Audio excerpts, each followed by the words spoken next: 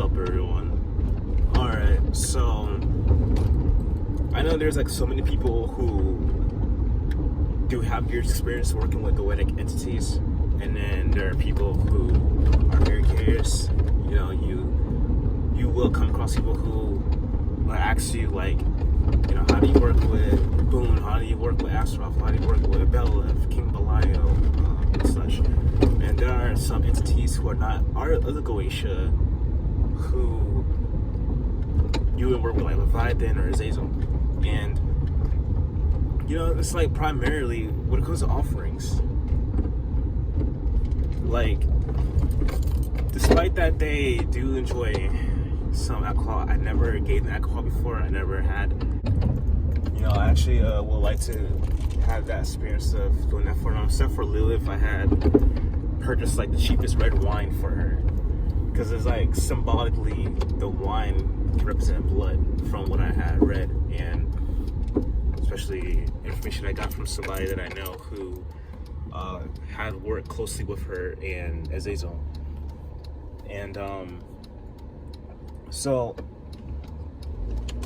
they do like candles, they do like incense,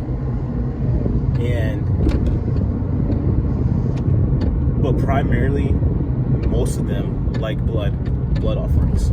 So we're not talking about like sacrificing a person that's just damn right crazy, and that's not what they want. Not unless it was something that's necessary, like if someone was a criminal, for example. And I'm not talking about like going out and murdering somebody. No. You know, it's kind of like the same thing with back then in ancient times of Norse paganism, where when it came to sacrifices, it's not like there was some crazy sacrificial stuff that people think. It was just like it all came down to criminals who were, you know, who were SA, women or men or children or any other type of serious crimes.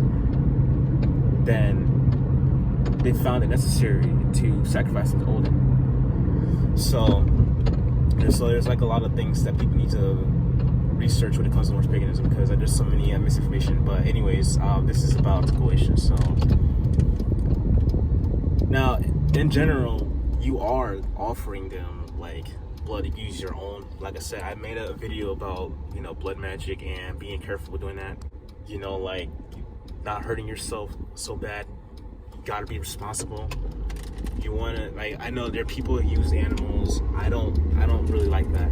I'm not into that, and I have not ever used animals at all. So that's not my thing, and they don't like it as well. Animals, they love animals. Animals are precious to them, just like children. A lot of people don't understand that because of the stereotypes of movies and stuff like that, and these paranormal shows. But you know, our blood is conscious. We have water in our body. It's conscious. It reacts to what we think and feel, such. So it is adjacent to when we want to manifest. We want to, you know, like visualize what we want, and then as if we already have it, and, you know, stuff like that. And then when you're invoking them, it's like you're already like you're connecting, you know, your energy with theirs. So it's like you're already like, in a way, performing blood magic, even though they're not physically like there, but spiritually, and you spiritually there. You know, spiritually, our blood have the elements.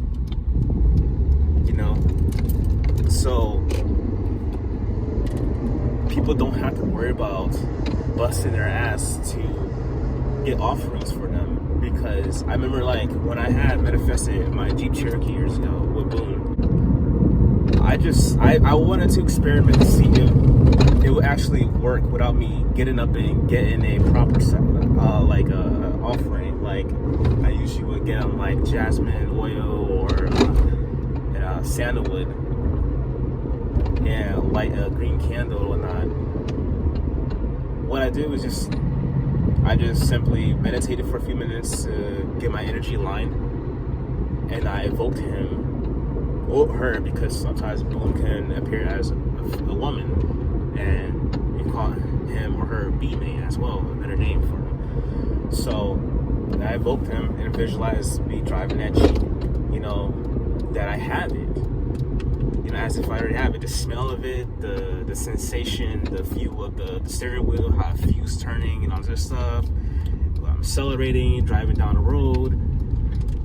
And funny thing is, actually, the road that I visualized driving, I was literally driving on that exact road one time when I was like just, you know, out, you know, delivering Amazon Flex packages, because you can drive your own vehicles. Anyways, but yeah, then, you know, I just stayed in the present moment. I detached from that moment, and then 2 weeks later, I bought the car.